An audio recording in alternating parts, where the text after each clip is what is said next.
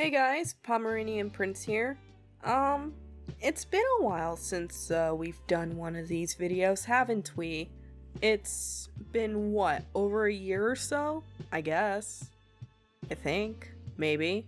Honestly, with COVID and quarantine and everything else, I don't even know what time is. Like, what even is time? Don't even give me the definition of time. Time is non-existent. Time is a social construct. Time has no rhyme or meaning whatsoever. Time is meaningless.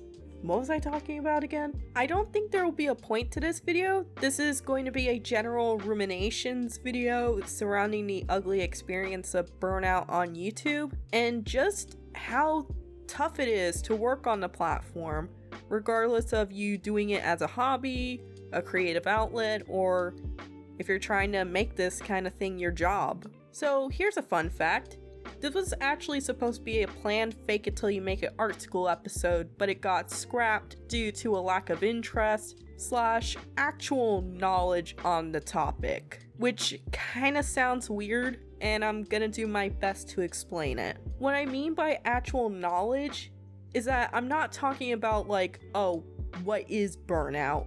Because, you know, we all know what burnout is. But there's a big difference between knowing what burnout is and knowing, as I say in quotation marks, knowing, having burnout, experiencing burnout. Those are like two different things. I guess the best way I can compare it is like doing psychedelics, which I know sounds really weird, but hear me out on this one. So when people talk about burnout or doing psychedelics in this case, usually people don't actually understand what it is unless if they themselves, you know, actually do experience burnout or do psychedelics or whatever. But the point I'm trying to make is that I didn't really understand burnout until I actually went through burnout. And then that's when it actually clicked. Like, wow, this is actually what burnout feels like. This is how it feels to go through burnout. It's nothing like how a lot of YouTubers say it is. Well, I don't want to say how most YouTubers say it. Some of it they're kind of accurate on, but for the most part, it just feels like they don't really actually know what burnout feels like, and they're just writing a script based off what they researched on the internet. And what I mean by research is copy and paste on Mayo Clinic. So I'm not going to pretend that you guys are dumb or anything. Everyone and their mother knows that YouTube is a high-risk RNG-based platform. It ultimately makes sense because the content itself is curated by the algorithm, and it's a general gamble to see which videos will be picked up by it. However, the algorithm itself is not as mysterious as a lot of people like to make it out to be. In recent years, the videos that have very much been pushed aggressively by the algorithm are drama videos and videos that usually pertain to calling out the problematic person of the week. And ultimately, that's not too surprising because let's be real here, negativity sells. That's the main reason why the news industry is the way that it is. And it's no different here on YouTube.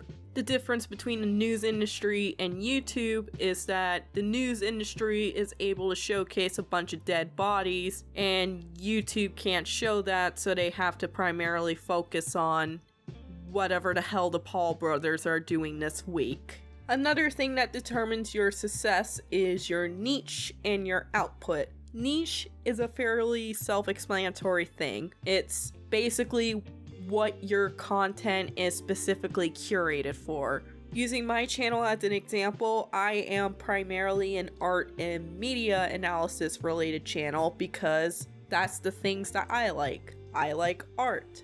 I love media. Everyone loves media. People love video games and movies and TV shows, etc. You know, that kind of niche is, however, with such an with such a loose, I guess, niche, that ultimately means there is saturation, and in the case of media analysis, that is, and especially in art too, within art and media analysis, that can't be any further from the truth. There are a lot of media analysis channels that are much bigger than I am, who have been doing this gig for like, you know, in less time than I have been doing it, and they're the ones that are kind of, you know, getting all the subscribers and the views and all that. And when I say that, I'm not saying this, you know, out of a place of petty vindictiveness and being like, oh my fucking god, why is this person getting more views than I am? Because ultimately I can see the appeal of the person. I may not have to like the person in question, but I'm at least able to understand and see why this person is getting the views and the money and the promotion and everything else. And then we come to output. Output in this case is referring to the frequency of video uploads that occur over the span of a month. The kind of schedule that I'm trying to go for is usually a bi-weekly, but if I absolutely have to, at least a monthly kind of schedule. Obviously, I'm not 100% perfect, but I like to think that I've been keeping to my promise for the most part. And while for me, it is a reasonable upload schedule, unfortunately for the algorithm, it's not that acceptable at all. Ideally, the way I should be doing it is at least having some kind of daily upload, either upload at least 3 or 4 days a week, maybe a couple of days off or whatever, but unfortunately, there really is an ugly truth to doing that kind of. There's only so much that your brain can do before ultimately your brain just can't handle it anymore. And this kind of leads into like the subject of burnout and everything, but before we really get into the nitty-gritty, it actually kind of segues into another point that I want to talk about. When you are starting YouTube, or if you're thinking about starting YouTube, or whatever you're doing with your YouTube channel, you're gonna have to do a lot of things on your own. That means doing research, writing a script, editing the audio, cleaning up the audio, video editing, making the thumbnail, uploading the video, and if you're someone like me who, you know, puts like the music listed and everything, or having to put the description and all that, that's another thing you have to do. And let me tell you, speaking from the perspective of someone who's been doing this on their own for the past 5 years now, it's very tiring.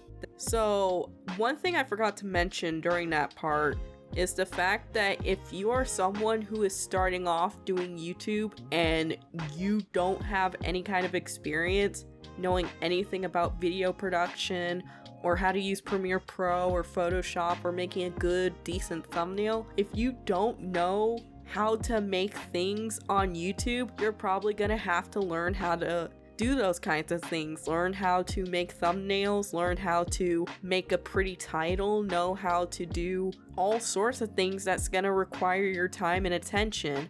And you may not have that kind of time and energy to do that because, let's be real here, a lot of people tend to have busy lives.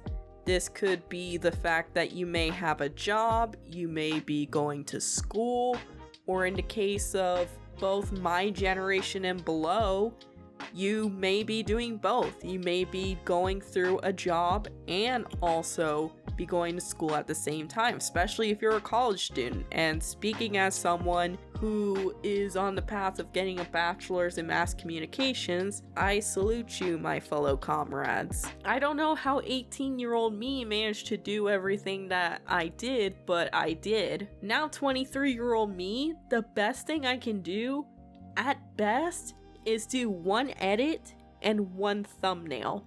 Burnout is bound to occur with passion projects, especially if there is a financial motive to it. That's just a fact of life. So what I mean by this is that eventually, by the time you qualify for the partnership program, eventually you're going to be able to make money. And when you start seeing that the money is rolling, usually because one of your videos suddenly got the grace of the algorithm, it kind of becomes a little harder to quit. Sure, I haven't gotten a paycheck from Google yet, but the fact that I'm clearly being able to make money on YouTube videos, and there are certain videos, primarily my hentai hoodie video, seeing that one make so much money for me, even though it's quite literally nothing.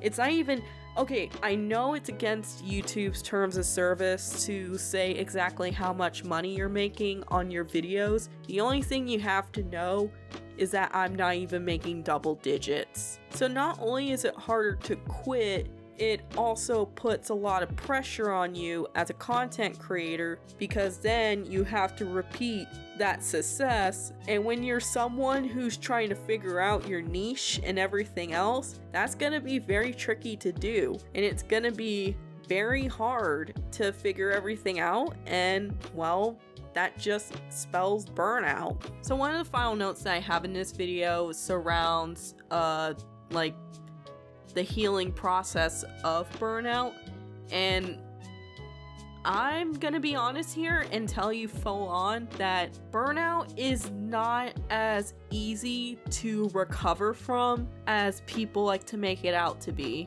and it has most certainly not been helpful for not just me but for everyone else, especially with the whole fucking pandemic that happened. Like, good God, I thought I was already burnt out by 2019. 2020 was just brutal for everyone. I'm only on the beginning stages of healing from my burnout. It's gonna be a while for me until I'm able to get myself to that peak, if I even can get to that peak at all. I don't think I'll ever be able to be at that stage that I was back when I was 18, 19 years old, being able to upload multiple videos and schedule them properly and get them all out as fast as possible. And that's largely because I have been taking my mental health as an actual priority. My mental health is non-negotiable at this point. I need to take good care of myself in order for me to be able to do YouTube as a creative outlet. Because the very last thing I want to do for myself is make this, little outlet of mine feel like another chore that, oh, I have to do this or else, I'm just not gonna have fun with it. And that's all I really have to say. This is Pomeranian Prince. Thank you for watching.